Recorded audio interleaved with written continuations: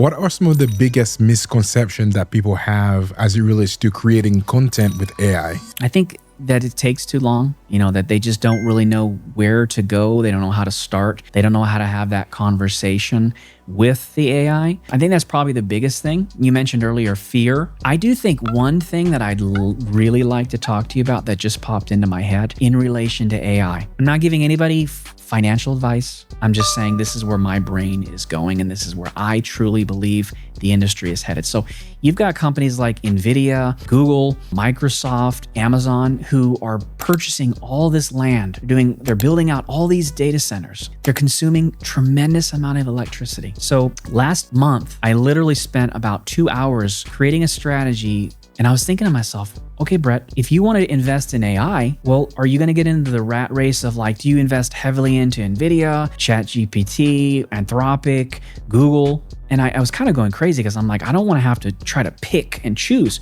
So I started looking at where's the industry headed? So by 2030, the amount of energy we consume for AI is going to double. We already do not have the infrastructure to support AI. China is doing a phenomenal job of creating these micro nuclear power plants. They've created 30 or 40 just within the last 2 years. Within the United States, I think we have 6 or 7, and out of those 6 or 7, only a few are operational. So where I see the industry heading is if a person wants to get ahead of where it's going to be, in my opinion, it's going to be power and infrastructure.